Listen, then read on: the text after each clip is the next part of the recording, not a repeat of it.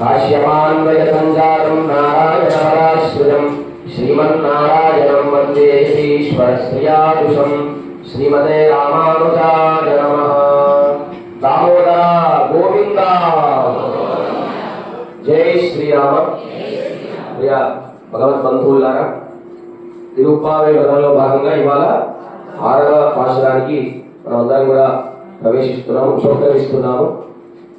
ఈ నిన్నటి జరిగినటువంటి 5 పాశురములు మొదటి రోజు నుండి నిన్నటి వరకు పాశురం అంటే కూడా ఉపోద్ఘాతము అంటారు. ఏమంటారు అంటే ఏదైనా మహాగ్రంథాన్ని రాసినప్పుడు ఉపోద్ఘాతం రాస్తారు కదా, దీని ఉపోద్ఘాతము అంటారు. మొదటి పాశురంలో పర, 2వ పాశురంలో వ్యూహము, 3వ దాంట్లో విభవము, 4వ దాంట్లో అంతర్యామి, 5వ దాంట్లో అర్చావతారం. ఈ 5 ఏది గొప్పది? 5 గొప్పవే గాని ఈ అర్చావతారం గొప్పది. ఎందుకు గొప్పది? మొదటి పాశురంలో గోదాదేవి ఎన్ని నామాలు చెప్పింది?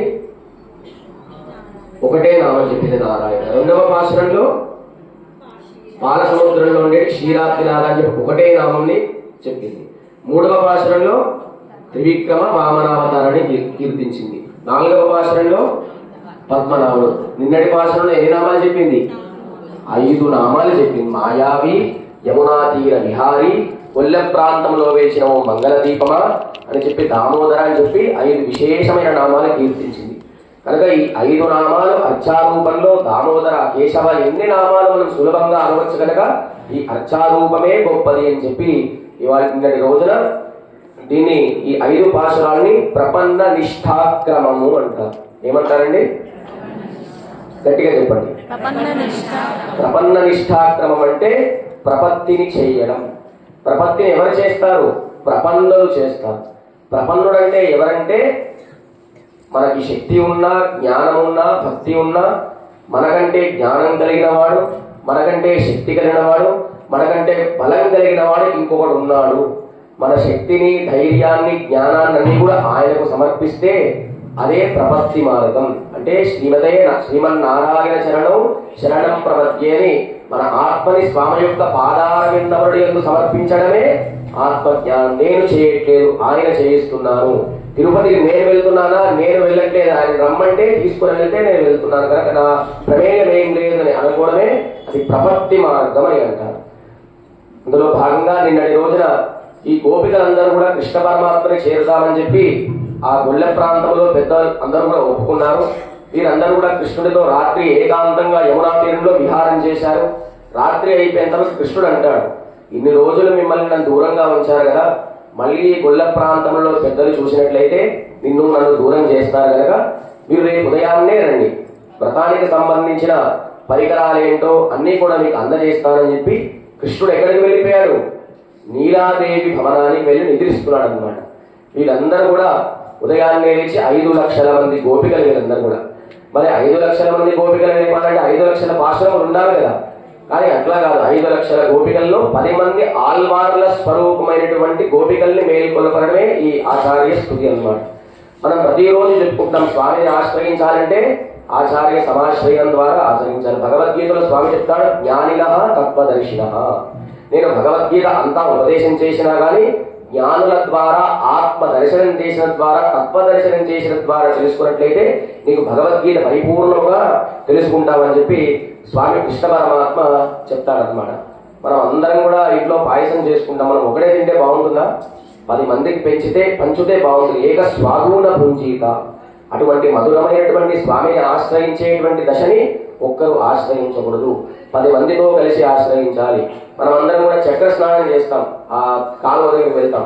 ఒక్కరం వెళ్తే ఏమవుతుంది? కింద పాకురు ఉంటుంది, జారిపోతాం. కనుక చెయ్యి పట్టుకునే విధంగా నిదానంగా నదిలోకి దిగుతాము. భగవంతుని ఆశ్రయించే మార్గంలో మనం ఒక్కరము రాకూడదు, పెద్దల్ని ముందుంచుకొని రావాలి అని చెప్తుంది. ఎట్లాగంటే రాముడు అరణ్యానికి వెళ్ళిపోయినప్పుడు భరతుడు ఒకటే రాడు.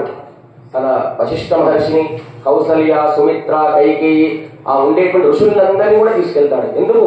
నిజంగా భరతుడు ఒకడే వెళ్తే భరతుడు అనుకుంటాడంట, నా ద్వారానే మా అన్నగారికి రాజ్యం పోయిందని అనుకుంటాడేమో అని రాముడు అనుకుంటాడే, నేను అనుకుంటాడంట.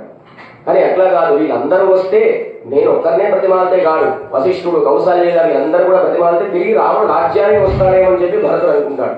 కానీ రాముడు రాడు, ఎందుకంటే తండ్రికి మాట ఇచ్చాడు కనుక రాడు. అంతేకాకుండా రాముడు దశరథ చక్రవర్తికి ముగ్గురు భార్యలు, సుమిత్ర, కైకేయి, కౌసల్య. ఈ ముగ్గురులో ఎవరు గొప్పవారు? కౌసల్య, సుమిత్ర, కైకేయిలో ముగ్గురులో ఎవరు గొప్పవారు?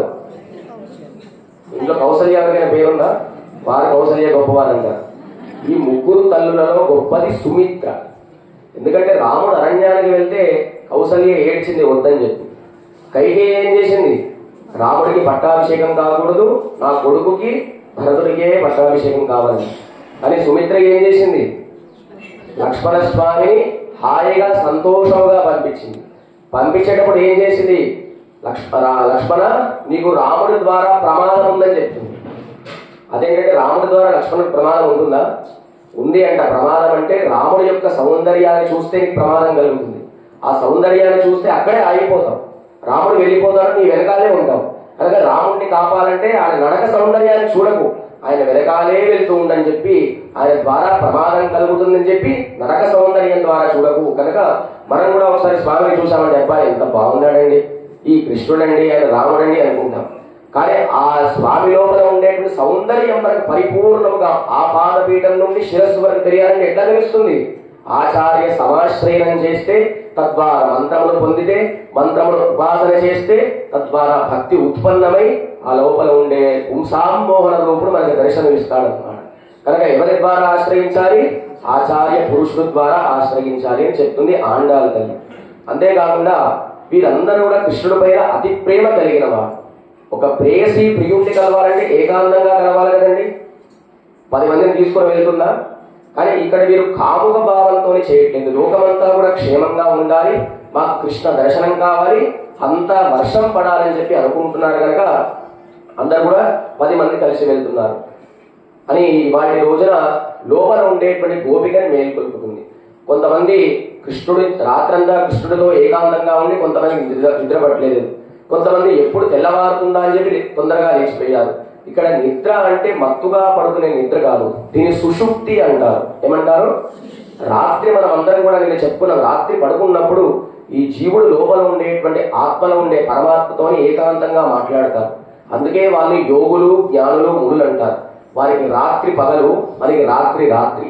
ఏ రాత్రి అయితే స్వామిని దర్శిస్తామో అది పగలు, ఏ పగలి కూడా స్వామిని దర్శిస్తామో అది పగలు. కనుక అది ఆత్మజ్ఞానం కలిగిన మునులందరూ కూడా ఏ విధంగా అంతరాత్మల స్వామిని దర్శిస్తారో వాళ్ళే 10 మంది ఆళ్వార్లు. మరి గోదాదేవి ఎప్పుడు అవతరించిందండి? ఆమె కలియుగం ప్రారంభమైన 903 సంవత్సరాల తర్వాత నలనామ సంవత్సరంలో పుబ్బా నక్షత్రములో అమ్మవారి శ్రీవిల్లిపుత్తూరులో అవతరించింది. కానీ ఆళ్వార్లు ఎంతమంది? మొత్తం గోదాదేవితో కలిపి పైన ఉన్నారు కదా 12 మంది. అంటే గోదాదేవి అవతరించక ముందు కొంతమంది పుట్టారు, ఆమె అవతరించిన తర్వాత కొంతమంది పుట్టారు. సాధారణంగా తనకంటే వెనకాల వారి చరిత్ర మనకు తెలుసు, కానీ ఈమె పుట్టిన తర్వాత కొంతమంది ఆళ్వార్లు పుట్టలేదు, వాళ్ళ చరిత్ర కూడా కీర్తిస్తుంది. మరి ఎట్లా తెలుస్తుందంటే భగవద్భక్తి పరిపూర్ణంగా కలిగిన వారికి భవిష్యత్తులో వారి ఆచరణ కూడా తెలుస్తుంది.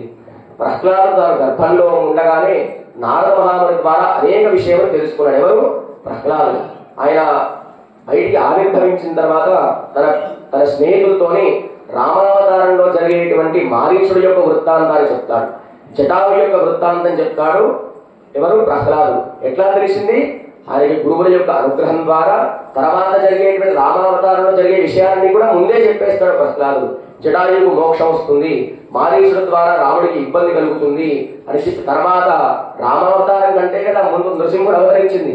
ఆ ప్రహ్లాదుడు తర్వాత జరిగే విషయాలన్నీ చెప్తారు. ఎందుకంటే ఎప్పుడు శ్రీ హరి హరి హరి అని చెప్పి భగవన్నామ సంకీర్తన చేస్తూ మునిగిన వాడు కనుక తర్వాత జరిగే విషయాలన్నీ కూడా ఆయనకు తెలిసాయి. కనుక ఇవాటి నుండి 10 రోజులు 10 మంది ఆళ్వార్లు మేల్కొలిపి వారిని ముందుంచుకొని తర్వాత గోపికలు ప్రయాణిస్తున్నారు ఇవాటి భాషల్లో.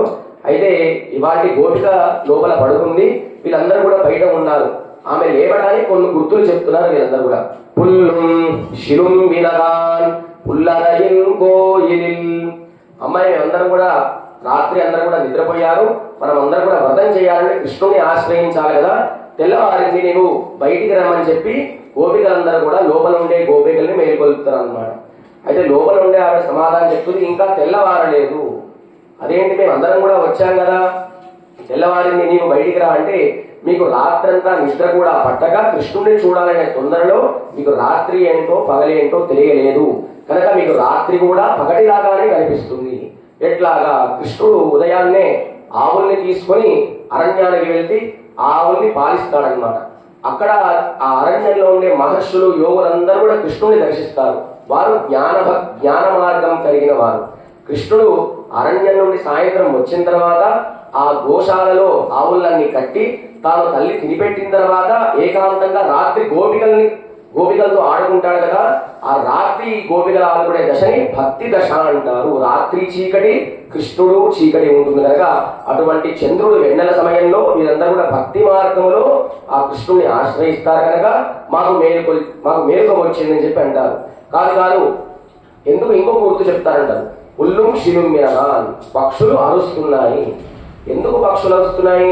మనం కూడా మామూలు అలారం పెట్టుకుంటాం, బయట పక్షులు అరుస్తే తెల్లవారింది అనుకుంటాం, అది తెల్లవారి గుర్తు. అంతేకాకుండా శ్రీమద్ రామాయణంలో కూడా లక్ష్మణ స్వామి చెప్తాడు, తెల్లవారింది రామ పక్షులు అరుస్తున్నాయి అని చెప్పి లక్ష్మణుడు కూడా చెప్తాడు అనమాట. పక్షులు కూడా నిద్ర పట్టలేదు. ఎందుకంటే మీరందరూ కూడా రాత్రి కృష్ణ కృష్ణ కృష్ణ అంటే చూడండి, మన ఇంట్లో కూడా 10 మంది వచ్చారు బంధువులు, దాంట్లో 9 మంది హాయిగా నిద్ర పడుకోవాలంటే ఒకడు గురక కొట్టకూడదు. ఆ ఒక్కడు మాత్రం రాత్రి గురక కొట్టాడు, ఈ 9 మందికి ప్రశాంతత ఉండదు. కనుక వీళ్ళందరూ కూడా కృష్ణ కృష్ణ కృష్ణ అనే నామస్మరణ చేయడం వల్ల వాటికి కూడా నిద్ర రాక రాత్రే అది సుప్రభాతాన్ని పాడతాయి ఆ పక్షులు అని చెప్పి గోపిక అంటుంది. అని లోపల ఉండేటువంటి గోపిక అంటుంది, లేదు పక్షులు అరవట్లేదు, ఆ పక్షులకు కూడా తెల్లవారిందని గుర్తు కాదు, మీరు కృష్ణుణ్ణి చేరాలనేటువంటి తొందరలో మీరు నా ఇంటికి వచ్చేశారని చెప్పి అంటుంది. పుల్లుం శిరుమ్మినగా పుల్లరయిన్ కోయిల్. ఇంకొక గుర్తు చెప్పండి అంటే, శ్రీమన్నారాయణుడు ఉండేటువంటి దివ్యక్షేత్రంలో గరుడ పక్షి ఉంది కదా, ఆ గరుడ పక్షి ఏం చేసి ఉన్నటువంటి శ్రీమన్నారాయణుడు సన్నిధిలో పుల్లుం శిలుమ్మినగాన్ పుల్లరయిన్ కోయిలి వెల్లై విరిశంగన్ పేరవం కేటిలో మీకు శంఖనాదం వినిపించడం లేదా అంటుంది. మనం కూడా నైవేద్యం చేసినప్పుడు గంట కొడతాం కదా, ఎందుకు అప్పుడే కొట్టాలంటే గంట శంఖం నుండి ఏం శబ్దం వస్తుంది? ఓంకారం శబ్దం వస్తుంది.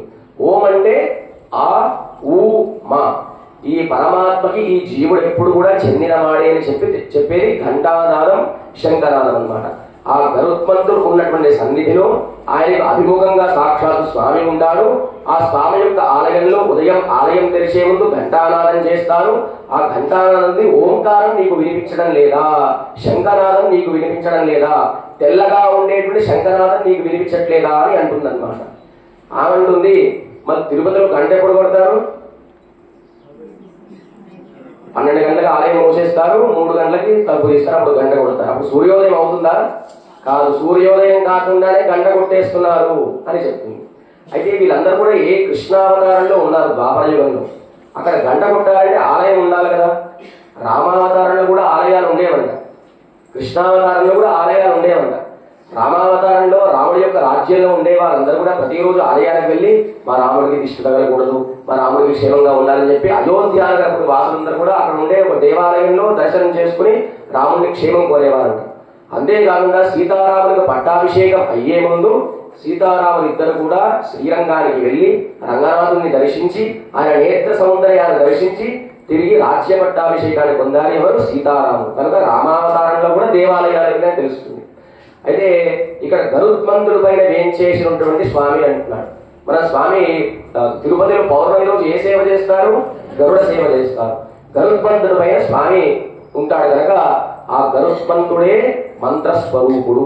స్వామి మంత్రం, ఈ మంత్రస్వరూపుడి ద్వారా మనకు స్వామి సాక్షాత్కరిస్తాడు కనుక అందుకే ఆలయంలో మనకు సాష్టాంగ నమస్కారం చేయదు.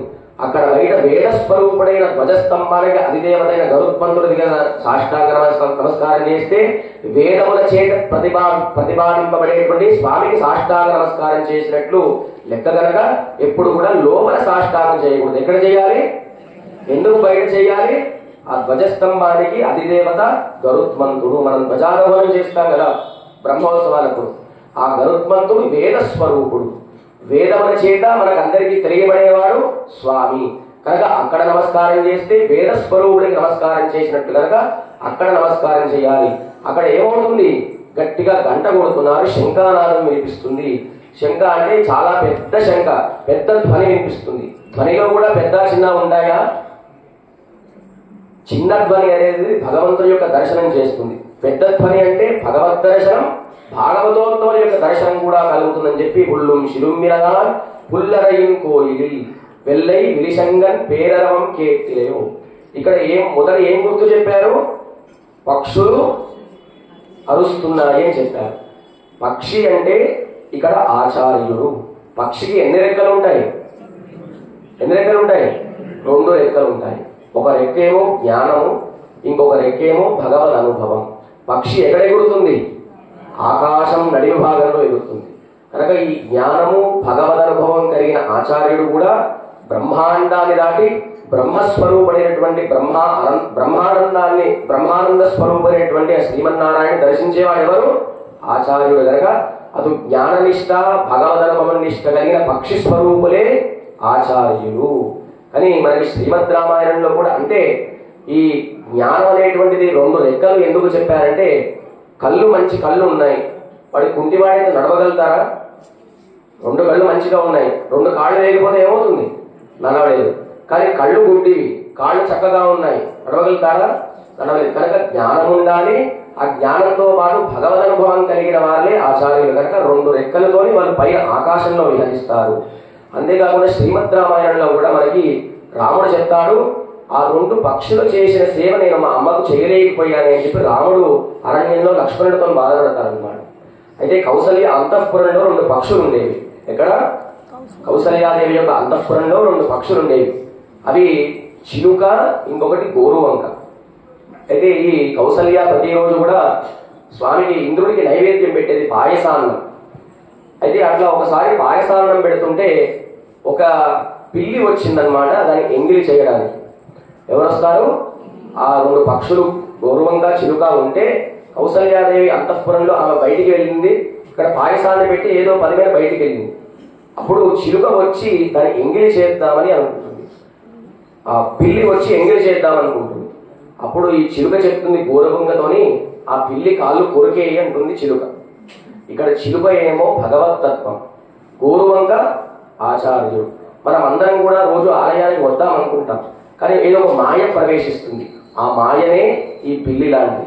ఆ పిల్లి లాంటి మాయ తొలగాలంటే ఏం చేయాలి? గౌరవంక లాంటి ఆచార్యుడు మనకి ఆ పిల్లిని ఏ విధంగా కొరుకుతాడో ఆ మాయను కొరుకుతే చిలుక లాంటి స్వామిని దర్శించేటువంటి యోగ్యత కలుగుతుంది. కనుక ఇక్కడ పక్షి ఎవరు? ఆచార్యుడు.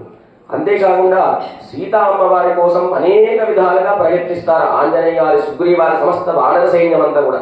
వారికి కనిపిస్తుందా? కనిపించదు. ఎట్లా కనిపిస్తుంది? జటాయు యొక్క తమ్ముడు సంపాతి చెప్తుంది సీతాదేవి లంకలో ఉందని చెప్పి. సంపాతి ఎవరు? పక్షి. కనుక ఆచార్యుడి ద్వారానే సీతా దర్శనం కలిగిందని చెప్పి ఇక్కడ పక్షములంటే జ్ఞానము భగవద్ అనుభవం కలిగిన వాళ్ళు. కనుక పక్షులు బయట కూస్తున్నాయని చెప్పి తెల్లవారింది గుర్తు. అంతేకాకుండా శ్రీమన్నారాయణ ఉండేటువంటి ఆలయంలో, వేదస్వరూపుడైనటువంటి ఆలయంలో శంఖనాదం వినిపిస్తుంది అని చెప్పి అంటున్నారు. తర్వాత పుల్లుం శిరుమ్మిరగాన్ పుల్లరయిన్ కోయిలిల్ వెల్లై విలిశంగన్ పేరరవం కేట్టిలయో పిళ్ళాయ్ ఎరుందిరాయ్. ఓ పిళ్ళా అని పిలుస్తున్నారు. అదేంటంటే గోదాదేవి మార్గడి తింగల్ మదిరేందనన్నారనే పాశరంలో అందరినీ వేయించేయండి అని చెప్పి గౌరవంగా ఆహ్వానించింది. అవునా కాదా? 5 లక్షల మంది గోపికల్ని మీరు వేయించేయండి రండి అనలేదు, మీరు వేయించేయండి అని మర్యాదగా పిలిచారు కదా. ఇక్కడేంటి వాళ్ళ మాట తప్పేది, పిల్ల అంటున్నారు. వారి భాషలో పిల్ల అన్నా కూడా తప్పే అంట. కానీ పిల్ల అంటే ఏంటంటే బాల్యం అన్నమాట. బాల్యానికి అర్థం అంటే పాండిత్యం నిర్విద్యం బాల్యేన తిష్టే. రామాయణంలో మొట్టమొదటి కాండ ఏమిటి? ఏ కాండ? ఆ బాలకాండలో బాలుడు ఎవరు? గట్టిగా చెప్పండి. బాలకాండలో బాలుడు రాముడు కాడండి, విశ్వామిత్రుడు. బాల అనే శబ్దానికి తనను రక్షించుకునే మార్గం కాగా ఆయనే వచ్చి రక్షించే పరిపూర్ణ విశ్వాసము కలిగిన వాడు. ఎందుకు? విశ్వామిత్రుడు బ్రహ్మర్షి. ఆయనకు శక్తి లేదా, రాక్షసులకు సంబంధించిన శక్తి లేదా, కానీ రాముడే రావాలి, రాముడు మమ్మల్ని అనుగ్రహించాలని చెప్పి రాముడిని తీసుకెళ్లాడు. పిల్లవాడికి, చిన్న పిల్లవాడు ఉయ్యల్లో పడకబెడతాడు, చీమ కొడుతుంది. ఆ పిల్లవాడు ఇట్లా కొట్టుకుంటాడా? తల్లి వచ్చి కొడుతుంది. అంటే తను కాపాడే శక్తిని విరమించి భగవంతుడే కాపాడే శక్తి కలిగిన వాడు కనుక ఎవరు? బాలుడు అని అంటారు. లోపల పిల్ల కూడా బాల్య దశలో ఉంది, ఎప్పుడు భగవదనుభవ దశలో ఉంది. ఆమె స్వామి ఆత్మత్వ దర్శనం చేస్తుంది, ఏకాంతంగా కృష్ణుని అనుభవిస్తుంది కనుక పీళాయ్ ఎరుందిరాయ్ లేచిరామ్మ పేములే నంజుండు అని చెప్పి ఇవాళ అష్టోత్తర శతనామార్చనలో పూతనా జీవిత హరాయ నమః అనే పూతనా సంహార వృత్తాంతాన్ని ఇవాళ లోపల ఉండేటువంటి గోపిక వివరిస్తున్నారన్నమాట. అయితే ఈ వ్యాస మహర్షి కుమారుడు శుకబ్రహ్మ, మనం చెప్పుకున్నాం కదా, శుకబ్రహ్మ ద్వారానే పరీక్షిత్ మహారాజుకి భాగవతాన్ని ఉపదేశం పొందినవాడు. ఆ శుకబ్రహ్మ ఎటువంటి వాడంటే వివస్త్రములుగా తిరిగేవాడు అన్నమాట. ఎవరు? శుకుడు. స్త్రీలు ఉన్నా కూడా వస్త్రాలు ధరించేవాడు కాదు, ఎందుకంటే ప్రతి రూపంలో బ్రహ్మాండమే కనిపించేది. చెట్టులో పుట్టలో గాలిలో అంతా కూడా స్వామినే దర్శించేవాడు కనుక ఆయనకి స్త్రీ ఏదో చెట్టేదో నీళ్ళేదో తేడా లేదు, అంతా ఏకరూపమేలాగా భావించేవాడు కనుక స్త్రీలు కూడా స్నానం చేస్తుంటే ఆయన శుకబ్రహ్మ వెళ్తే నమస్కారం చేసేవాడు. మన అదే తండ్రి వ్యాస మహర్షి చేస్తే ఇట్లా కొంగురు కప్పుకునేవాడు అనమాట. సమస్త పదార్థములలో ఆయన బ్రహ్మాండాన్ని శ్రీమన్నారాయణ దర్శించేవాడు కనుక అన్నిట్లో ఆయన స్వామి కల్పించేవాడు. అయితే వ్యాస మహర్షి యొక్క ఆశ్రమానికి అందరూ ఋషులు వచ్చి మీ అబ్బాయి బాగా వైరాగ్యం చెందిపోతున్నాడు, అబ్బాయికి వివాహం చేయాలంటాడు. వివాహం చేయాలంటే నా మాట వినట్లేదు, ఎప్పుడు అడవి ప్రాంతానికి వెళ్ళిపోతున్నాడు. గోవు పాదం, ఆవు పాదం ఎంత అయితే ఉంటుందో అంత మాత్రమే శుకబ్రహ్మ ఒక ప్రాంతంలో ఉండేవాడు. గోపాదం ఎంత ఉంటుంది? ఆవు కింద అడుగు పెడితే ఎంత ఉంటుంది? ఇంత ఉంటుంది. ఆ మాత్రాకాలం మాత్రమే శుకబ్రహ్మ ఉండేవాడు. ఎందుకంటే వేరే వాళ్ళు ఇస్తే బంధుత్వం పెరుగుతుంది, ఆ బంధుత్వం పెరిగితే నాకు ఈ స్వామి కనిపించడని చెప్పి వైరాగ్యం చెంది అంతటా తిరిగేవాడు.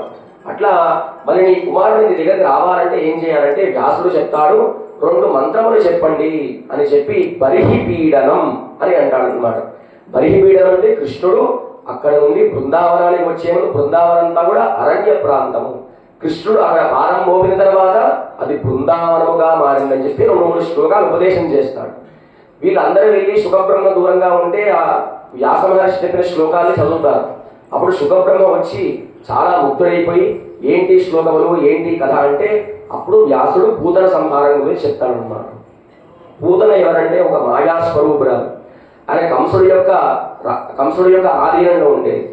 కృష్ణ పరమాత్మని ఎట్లాగైనా ఇబ్బంది పెట్టాలని చెప్పి ఈ కంసుడు పూతని పంపిస్తాడన్నమాట.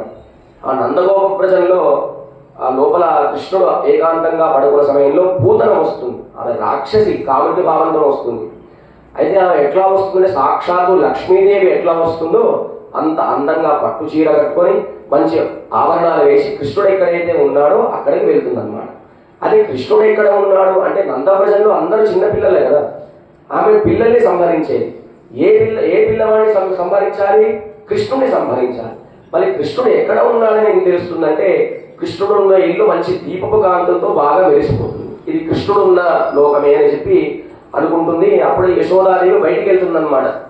లోపల చుట్టూ అందరూ కూడా ఆడ స్త్రీలు ఉంటారు, గోపికలు. ఈమె వెళ్తుంటే వాళ్ళు చూసి నిజంగా ఈమె లక్ష్మీదేవియా, శ్రీదేవియా, భూదేవియా? ఆ లక్ష్మీదేవి ఈ మనుష్యావతారంలో ఈ భూలోకానికి వచ్చిందని చెప్పి అప్సరసలాగా ఉంటుంది. ఎవరు? పూతన. వెళ్ళిన తర్వాత నిజంగా ఏమో యశోదాదేవి పంపించిందేమో అని లోపల పంపిస్తారు. లోపల స్వామికి తెలుసు వచ్చింది ఎవరు అని చెప్పి, ఆయన హృషికేశుడు కదా. అయితే లోపలికి వెళ్ళిన తర్వాత ఆ పిల్లవాడిని ఎత్తుకుంటుంది, స్తన్యపానం చేయిస్తుంది అన్నమాట. తల్లి ఏ విధంగా పిల్లవాడికి పాలు తాపుతుందో పూతన ఒంటి నిండా పాలు లేవు, విషం ఉందన్నమాట. మరి ఈమెకు విషయం ఎట్లా వస్తుందంటే మనం మూడవ పాశనంలో వామనావతారంలో బలిచక్రవర్తి దగ్గరికి స్వామి దానం తీసుకునేటప్పుడు చిన్న పిల్లవాడిలాగా ఉంటాడు, అవునా కాదు? ఒక్కసారి నీళ్లు పోసిన తర్వాత పెద్దవాడిలాగా అయిపోతాడు. పక్కనే బలిచక్రవర్తి కూతురు చిన్న పిల్లవాడిగా ఉన్న వామనుడు చూస్తుంది, ఏ తల్లి పాలు పెంచిందో అని చెప్పి కీర్తిస్తుంది అన్నమాట. తర్వాత ఆయన నీళ్లు పోసిన తర్వాత చిన్నవాడు పెద్దగా అయిపోతాడు, వీడు మోసం చేస్తాడు, వీడు విషం పెట్టి పెంచాలంటుంది. ఆ బలిచక్రవర్తి కూతురు రత్నమాలని పూతనగా వచ్చిందనమాట. సరే నీ కోరిక కూడా తీరుస్తానంటాడు ఆ బలిచక్రవర్తి సమయంలో వామనుడు. నాకు విషం ఇస్తానన్నావు కదా, నాకు విషమిచ్చే దశను కూడా నేను కల్పిస్తానంటే కృష్ణుడు. కనుక ఆ రత్నమాలగా వచ్చిన ఈమెనే పూతన అన్నమాట. ఒకసారి కృష్ణుడిని పట్టుకుంటుంది. పట్టుకున్న వెంటనే పాలు తాగుదామని దగ్గరికి తీసుకుంటుంది. ఈయన గట్టిగా కొరికిన వెంటనే అప్పుడు వరకు ఏ మాట శబ్దం చేయనటువంటి పూతన గట్టిగా ఏడుస్తుంది అన్నమాట. వదులు వదులు వదులు అంటుంది. ఎందుకు? లోపల రక్తం అంతా తాగేస్తాడు, శక్తి అంతా, విషాన్ని అంతా కూడా తాగేస్తాడు. ఆ పూతన ఎంత హైట్ లో ఉంటుందంటే ఆమె హైట్ 13 కిలోమీటర్లు అంత పొడవుగా ఉండేది. ఒక్కసారి కృష్ణుడు చిన్న పిల్లవాడు, ఇంత ఒక 2 సంవత్సరం పిల్లవాడు ఎట్లా ఉంటాడు, ఆ పిల్లవాడు స్తన్యపానం చేసిన వెంటనే ఆపు ఆపు ఆపు అంటుందన్నమాట. ఒక్కసారి ఆమె బయట పడిపోతుంది. అదే సమయంలో నందుడు అక్కడ ఉండడన్నమాట. ఆయన పడిపోయిన వెంటనే ఆమె కూరలు ఎట్లా ఉంటాయంటే పూతనవి ఈ గడ్డపారలు ఉంటాయి కదా, అంత పెద్ద పెద్దగా ఉన్నాయి అన్నమాట. ఆ పూతన యొక్క ముక్కు రంధ్రాలు ఒక్కొక్క మేరు పర్వతంలాగా ఉండేవి. ఈ పిల్లడు ఆ స్తన్యపానం చేసిన వెంటనే ఆమె కింద పడిపోయి మరణిస్తుంది. మరణించిన తర్వాత ఆమె పెద్ద కొండలాగా ఉంటుంది. కృష్ణేమో ఆమె ఎక్కడో కింద దూరిపోయి ఉంటాడు. ఈ గోపికలు అనుకుంటారు చిన్నపిల్లవాడు పని అయిపోయిందేమో, ఇంకా ఏంటి పరిస్థితి అనుకుంటాడు. అప్పుడే ఆయన కృష్ణుడు పైకి లేచి కాళ్ళు కొడుతూ ఉంగా ఉంగా ఉంగా ఉంగా అంటాడు. ఆ తర్వాత ఆ పూతన యొక్క శవాన్ని గ్రామం బయట కొన్ని వేల ముక్కలు కట్ చేసి పోసి దహనం చేస్తారు కదా. ఆ దహనం చేస్తే సాధారణంగా దహనం చేస్తే ఎటువంటి వాసన వస్తుంది? శవం నుండి ఏ వాసన వస్తుంది? కుళ్ళిపోయిన వాసన వస్తుంది. కానీ ఈమె శవాన్ని కాలిస్తే మంచి పరిమళమైన సుగంధమైన వాసన వచ్చినంత. ఎందుకు? కృష్ణుడు స్తన్యపానం చేసినప్పుడు కాలితో తన్నాడు కనుక ఆమె లోపల ఆమె విషంతో పాటు మొత్తం అన్ని పాలు తాగేశాడు కనుక అది విషం తాగితే కృష్ణుడు ఎట్లా బతికాడండి అంటే, ఆ కృష్ణుడు స్వామి యొక్క వాహనం ఏమిటి? గరుడ వాహనం. గరుత్మంతుడు దేని సంహరిస్తాడు? పాముని సంహరిస్తాడు. అటువంటి పాముల యొక్క విషానినే గరుత్మంతుడు అధిరోహించిన వాడే స్వామి కనుక అటువంటి విషాన్ని కూడా తట్టుకున్నాడు. విషము అంటే సంస్కృతంలో జలము అని అర్థం. ఏమిటి? విషం అంటే జలం. జలంలో ఎవరుంటారు? శ్రీమన్నారాయణుడు పాల సముద్రంలో పడుకుంటాడు. అటువంటి జలం అంటే జలం నుంచి అవతరించిన వాడు. జలం నుంచి ఏం పుట్టింది? తామర పుష్పం పుట్టింది. ఆ తామర పుష్పంలో ఎవరుంటాడు? బ్రహ్మ ఉంటాడు. అటువంటి బ్రహ్మని కూడా సృష్టించిన వాడు స్వామి కనుక విషం ఏమీ చేయలేదు స్వామి అని చెప్పి పూతన సంహార వృత్తాంతాన్ని ఇవాటి భాషలో పేములే నంజుండు, పూతన యొక్క స్తన్యపానాన్ని చేసి ఆమెకు మోక్షం ఇచ్చాడంట స్వామి. పెంచిన తల్లి యశోదాదేవి కూడా ఇవ్వనటువంటి మోక్షం విషం పాలించినటువంటి పూతనకు మోక్షం ఇచ్చాడు. ఎందుకు? ఆమెను గట్టిగా తన్నాడు, కాళ్ళతో తన్నాడు కనుక వెంటనే ఆ పూతనకు మోక్షం వచ్చింది. పూతన అంటే ప్రకృతి తత్వం అన్నమాట. ఎవరు పూతన అంటే? ప్రకృతి. ఆమెకి స్తన్యములు 2 ఉంటాయి. అవి అహంకారము, మమకారము. మనం కూడా పూతన లాంటి వాళ్ళమే. ఆ అహంకార మమకారాలు తొలగాలంటే ఏం చేయాలి? కృష్ణ పాద స్పర్శ తగలాలి. తద్వారా విషములన్నీ తొలుగుతాయి. విషయము విషము, దీంట్లో విషయములో యాదియండి ఏమవుతుంది అంటే ఈ సమస్త విషయములపైన మనం ఎప్పుడు కూడా ఆరాటపడకూడదు. ఆరాటపడితే ఏమవుతుంది? మన శరీరం విషములాగా మారిపోయి స్వామిని చేరేటువంటి అవకాశాన్ని కోల్పోతాం. కానీ ఎప్పుడూ శ్రీమన్నారాయణ శరణం శరణం ప్రపద్యే, నీ పాదార విందమని ఆశ్రయిస్తామని చెప్పి అటువంటి అహంకార మమకారాలు దొరకాలంటే కృష్ణ పాద స్పర్శ కలగాలి అని చెప్పి అంటున్నారు. వాడి పేములే నంజుండు కళ్ళ చెగడం కలక్కడియ కాలోచి పూతన సంహారం చెప్పారు. అంతేకాకుండా కుబ్జా కృష్ణాంబరధరాయ నమః, స్వామి కుబ్జా అనేటువంటి ఆవిడ కూడా మోక్షం ఇచ్చాడన్నమాట. ఈయన ఒకసారి కంసుడి దగ్గరికి వెళ్తే అక్కడ కుబ్జా అనేది ఆవిడ ఈ అత్తరు పన్నీర్లు గంధం అత్తరు అంటారు కదా, సెంట్లు, ఆమె సెంట్లు అమ్ముకునేదన్నమాట. ఆమె శరీరం 3 వంకరలాగా ఉంటాయి. తల వంకరు, నడ వంకరు, కాళ్ళు కూడా వంకరలాగా ఉంటాయి. అదే కృష్ణుడు కంసుడి దగ్గరికి వెళ్తే వీరేదో మాసిపోయిన బట్టలు కట్టుకున్నారు, పిల్లల గురువుని పట్టుకున్నారు. అదే రాజుగారి దగ్గరికి ఎట్లా ఉండాలి? మంచి మంచి బట్టలు వేసుకోవాలి, మంచి సెంటు కొట్టుకోవాలి కనుక ఈ కుబ్జా అనే ఆవిడ దగ్గరికి వెళ్తే ఈమె సెంట్లు అమ్ముతుంది. ఏదో సామాన్యమైన వాళ్ళు కదా అని చెప్పి ముందు మామూలు సెంటు చూపించింది. మన షాప్లో గంధం చెక్క ఒరిజినల్ 100% ప్యూర్ అమ్ముతారు కదా, దాంట్లో ఏముండదు, పైన చెక్క పైన ఊరికే గంధం పూస్తారు. అటువంటిది మొట్టమొదటి చూపించింది. ఇది కాదని చెప్పి పక్కన తీసి పడేశాడు. తర్వాత రాజులు ధరించేటువంటి ఒక సెంటు చూపించింది. రాజులకే రాజు ఈయన, అది కూడా పక్కన పడేశాడు. ఇట్లా ఎంతసేపటికి సరిగా చూపించట్లేదు. ఆయన కృష్ణుడికి వెంటనే కోపం వచ్చింది. ఒక్కసారి ఆయన కుడి పాదం యొక్క బ్రొటవేల్ని ఆ కుబ్జ పాదం పైన గట్టిగా పెట్టి నొక్కి ఈ దవడ కింద చేయబెట్టి పై ఇట్లా అన్నాడన్నమాట. ఆమె 3 వంకరలపై అప్సరసలాగా మారిపోయింది. కనుక పూతనను సంహరించి మోక్షాన్ని ఇచ్చాడు. 3 వంకరలుగా ఉన్న కుబ్జా కృష్ణాంబరధరాయ నమః అనే కుబ్జ కూడా అప్సర స్త్రీలాగా మారిపోయి యోగ్యత కల్పించాడు కృష్ణుడు అని పూతన సంహారం చెప్పి పేములే నంజుండు కళ్ళ చెగడం కలక్కడియ కాలు వచ్చి. స్వామి ఒక బండి రూపంలో ఒక అసురుడు ఆవేశించి కృష్ణుని సంహరిద్దాం అనుకుంటాడు.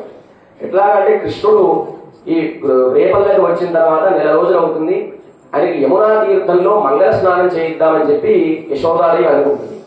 మంచిగా అందరి వేదమూర్తుని పిలుస్తుంది, అందరు కూడా కాగడాలు పట్టుకుంటారు, అక్కడ మంచి చెట్లు కింద అందరికీ భోజనాలు ఏర్పాటు చేస్తారు. అట్లా ఏర్పాటు చేసే సమయంలో మంచి మంగళవాద్యాలు వాయిస్తుంటే కృష్ణుడు ఏడుస్తున్నాడు. ఆ మంగళవాద్యాల శబ్దం ఈయన ఏడు వినిపించట్లేదు యశోదాదేవి. అయితే ఆయన కాస్త పక్కకు వెళ్ళింది. అప్పుడే ఒక బండిలో ఒక అసురుడు ఆవేశించాడు అన్నమాట. ఏంటంటే చిన్నపిల్లవాడు కదా, ఆ బండి కింద ఊయలలో కృష్ణుడిని కట్టేసింది యశోదాదేవి. ఒక్కసారి ఆయన పాదంతో ఇట్లా అన్నాడు. ఎంత ఉంటుంది చిన్నపిల్లవాడి పాదం? ఇంత ఉంటుంది. ఇట్లా అన్న వెంటనే ఆ బండి పైకి వెళ్ళి అసలు నామరూపాలు లేకుండా అయిపోయింది అనమాట. పెద్ద పెద్ద శబ్దాలు వచ్చేసరికి యశోద అనుకున్నది ఎవరి బండిని కూల్చేశారంటే కృష్ణుడు నవ్వుతూ ఉంటాడు. అప్పుడు చుట్టూ ఉండే గోపికలంతా ఈయన సామాన్యుడు కాడు, సాక్షాత్తు శ్రీ మహావిష్ణువే అని చెప్పి ఆనాడు మనల్ని అనుగ్రహించడానికి బండిని తన్నాడు కదా, ఆయన తన్నినప్పుడు కాలి కింద పెద్ద గాయం కలిగిందంట. ఇప్పుడు కూడా ఒక దివ్యరేషంలో ఆయన పాదాల కింద గాయం ఉన్నట్టుగానే చూపిస్తారు. కనుక పూతనా జీవిత హరాయ నమః, శకటాసుర భంజనాయ నమః. శకటములో షా అంటే సుఖములు, టము అంటే శకటము అంటే మనకు సుఖముల ద్వారా ఎన్నో భోగములు అనుభవిస్తాం అనుకుంటాం, కానీ అది శాశ్వతమైన ఆనందం కాదు. అటువంటి శాశ్వతమైన ఆనందం కలగాలంటే ఏం చేయాలి? కృష్ణుడు తన పాదముతో బండిని ఏ విధంగా కొట్టాడో మన సంసార జీవితాన్ని కూడా తన పాదములతో తంతేనే మనకు శాశ్వతమైన ఆనందం కలుగుతుంది, తద్వారా భగవద్ దర్శనం కలుగుతుందని చెప్పి 2 సంహారాలు చెప్పారు. ఏంటి? పూతనా జీవిత హరాయ నమః, శకటాసుర భంజనాయ నమః, కుబ్జా కృష్ణాంబరధరాయ నమః. కల్లచ్చగడం పేములే నంజుండు కల్లచ్చగడం కలక్కడియ కాలోడ్చి వెళ్ళెత్తనవెల్ తుయిరవనంది విత్తని. ఆ బాలసముద్రంలో ఆదిశేషుడి పైన స్వామి పడుకున్నాడే, ఆ స్వామిని కీర్తిస్తున్నారు గోపికలందరూ కూడా. ఎట్లా పడుకుంటాడు స్వామి? హాయిగా యోగ నిద్రలో పడుకుంటాడు. ఆయన యోగ నిద్రలో పడుకున్న కన్ను తీసే ఉంటాడు అనమాట. ఇక్కడ నా భక్తులు పిలుస్తారని చెప్పి అటువంటి ఆదిశేషుడి పైన వేయించేటువంటి శ్రీ మహావిష్ణువుని ప్రార్థిస్తున్నారు అందరూ కూడా. తర్వాత నీకు సరే, మీరు నన్ను లేపడానికి వచ్చారు కదా, అసలు మీరు లేవడానికి కారణం ఎవరు? నన్ను లేపడానికి మీరు వచ్చారు, మిమ్మల్ని ఎవరు లేపారంటే మునివరగడం యోగిగడం. మునులు యోగులందరూ కూడా హరి హరి హరి హరతి పాపాని దుష్ట చిత్తైరవిస్మృత. ఆ మునులందరూ కూడా హరినామ సంకీర్తన చేస్తుంటే ఆ సంకీర్తన మా చెవులో దూరి మా హృదయంలోకి వెళ్ళి మా హృదయం నుంచి శిరస్సుకు వెళ్ళి తద్వారా మేలుకోవాలనే జ్ఞానం కలిగించి తద్వారా మేమందరం కూడా లేచి మేము లేపడానికి వచ్చామని చెప్పి అంటున్నారు.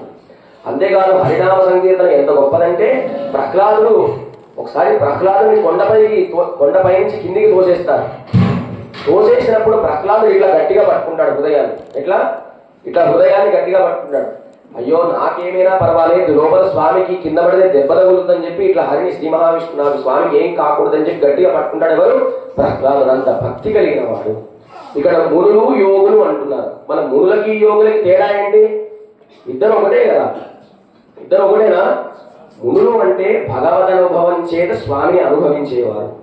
యోగులు అంటే ఎప్పుడు భగవంతుడి యొక్క కైంకర్యాన్ని చేసేవారు. మునులంటే భరతుడు లాంటి వారు, యోగులు అంటే లక్ష్మణుడు లాంటి వాడు.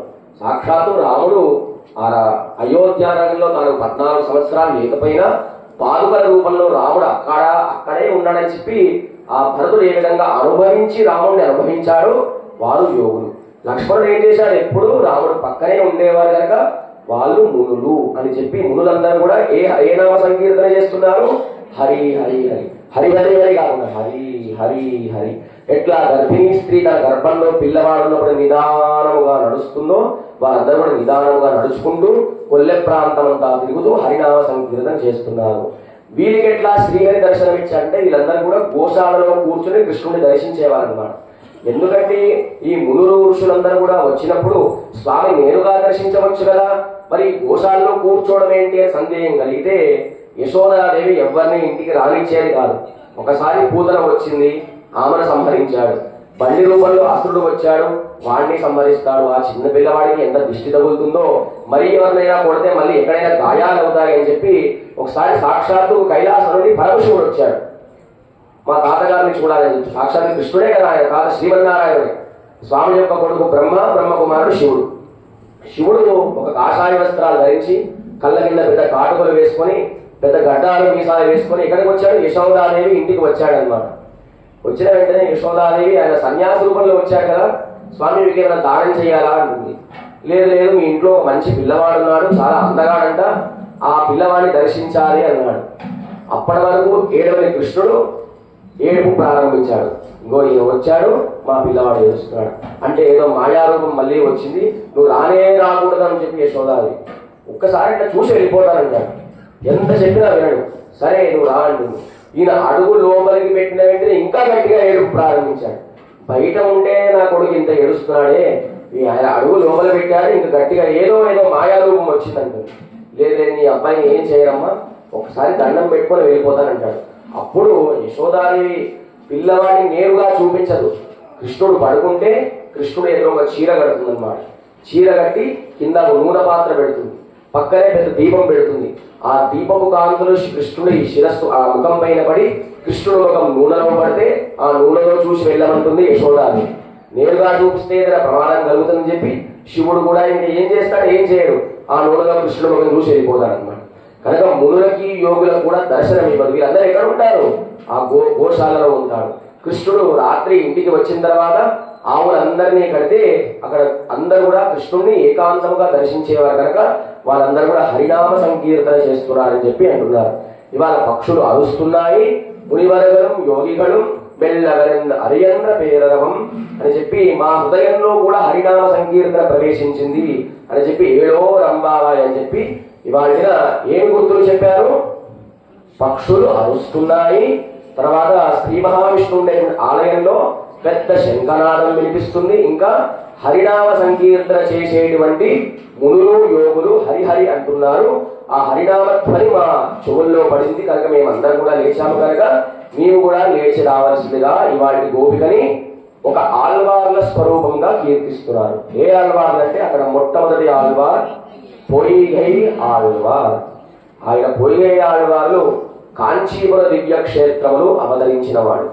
కాంచీపురంలో ఆశ్వయుజ మాసంలో శ్రవణ నక్షత్రంలో ఏ ఆళ్వార్లు అవతరించారు, పొయ్గై ఆళ్వార్. ఈయనకి ఇంకొక పేరు ఏమిటంటే కాసార యోగి. ఏం పేరు, కాసార యోగి. అంటే ఈయన అవతారం ఎట్లా జరిగిందంటే ఆ కాంచీపురంలో అందమైన సరస్సు ఉండేదన్నమాట. ఆ సరస్సులో బంగారు వర్ణం లాంటి పుష్పములు ఉండేవి. ఆ సరస్సుకి కాసారము అని పేరు అన్నమాట. ఎక్కడ పుడితే ఆ పేరు వస్తుంది. సీతామ్మవారు ఎట్లా పుట్టింది, నాగేటి చాలి దెబ్బకు పుట్టింది. సంస్కృతం సీత అంటే నాగేటి చాలి అన్నమాట. మళ్ళీ గోదావరి ఎట్లా పుట్టింది, తులసి వనంలో పుట్టింది. గోదా అంటే అర్థం ఏమిటి, గోదా అంటే కోదై అని, కోదై పిరందవూర్ గోవిందన్వార్. కోదై అంటే తులసి అని అర్థం అన్నమాట. ఏ పేరుతో ఎట్లా ఏ అవతారంలో పుట్టిందో పెరియాళ్ళవారి కోదై అంటే గోదాగా మారిపోయింది. కానీ ఈయన కాసారము అనేటువంటి సరస్సులో అవతరించారు. ఎవరు, పొయ్గై ఆళ్వార్. కనుక ఈయన పేరు కాసార యోగి అని పేరు పెట్టారనమాట. ఇవాళ భాషల్లో ఆళ్వార్ల పేరు పొయ్గై ఆళ్వార్. ఈయన ఎక్కడ అవతరించారు, కాంచీపురంలో వరదరాజ స్వామి యొక్క సన్నిధి సమీపంలో ఒక సరోవరంలో అవతరించాడు కనుక ఇవాళ గోపిక పొయ్గై ఆళ్వార్లు.